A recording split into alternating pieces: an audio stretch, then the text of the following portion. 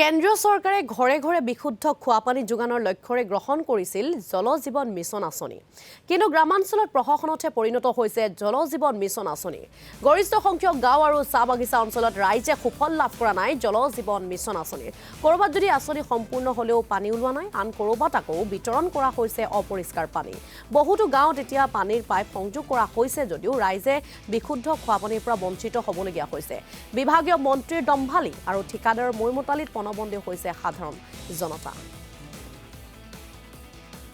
আৰু আমাক এই মুহূৰ্তত পৰ্বতজোৰাৰ পৰা কিছু পৰিৱেশ দেখাব আমাৰ সাংবাদিক দিলৱাৰ হুছেইন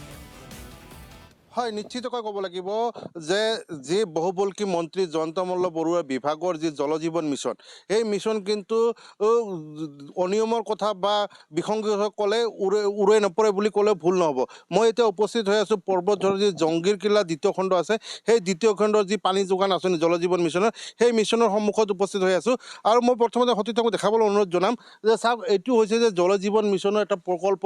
য'ত বিশুদ্ধ খোৱা পানী যোগান ধৰাৰ কাৰণে কিন্তু এই প্ৰকল্পটো নিৰ্মাণ কৰা হৈছিল এই প্ৰায় কিন্তু 2 বছৰৰ পৰা কিন্তু এই প্ৰকল্পৰ নিৰ্মাণ কৰা হৈছিল কিন্তু আজি গপতি ৰাইজে কিন্তু এটুপি বিশুদ্ধ খোৱা পানী পাবলৈ সক্ষম নহ'ল আচলতে দেখা গৈছে যে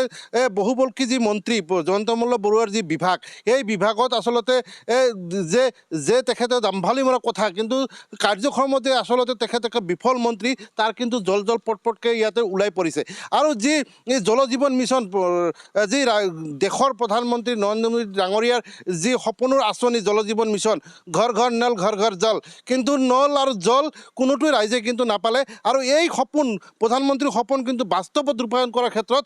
যি বহুবল্কী মন্ত্ৰী এই জয়ন্ত মল্ল বৰুৱা কিন্তু এক প্ৰকাৰ বিফল হৈছে বুলি ক'লে ভুল নহ'ব আমাৰ ইয়াত যিহেতু কিছু স্থানীয় ব্যক্তি আছে আমি তেখেতসকলৰ পৰা মন্তব্য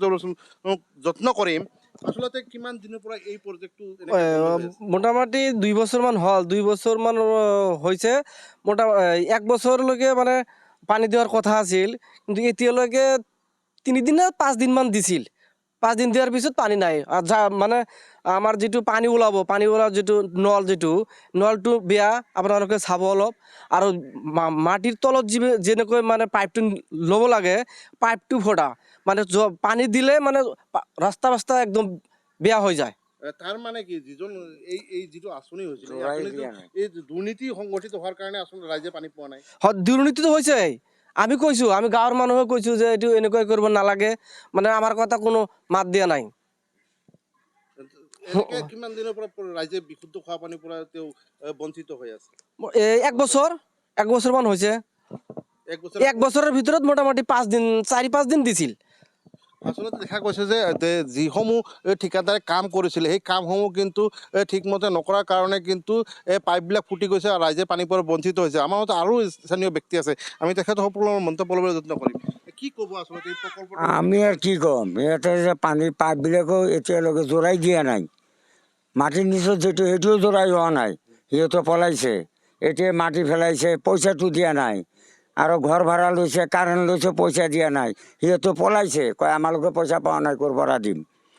এনেকুৱা কথা গৰিব মানুহ কেনেকুৱা মাৰি থৈ গৈছে পানীটো নাই সিহঁতেও নাই কোনো কামো কৰা নাই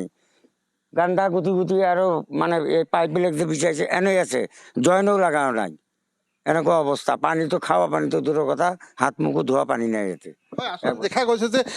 ঠিকাদাৰগণ আৰু যিজন মন্ত্ৰী আছিলে এই মন্ত্ৰীজনে কিন্তু আচলতে ঠিকাদাৰ নাকি লগাবৰ কাৰণে কোনো ব্যৱস্থা গ্ৰহণ কৰা নাছিল ইয়াৰ আঁৰত আচলতে কি ৰহস্য লুকাই আছিল আৰু এই পৰ্বতজোৰাবাসীৰ প্ৰতিক্ৰিয়া শুনালে আমাক আমাৰ সাংবাদিক দিলৱাৰ হুছেইনে আপোনাক এই মুহূৰ্তত আমি ধন্যবাদ জ্ঞাপন কৰিছো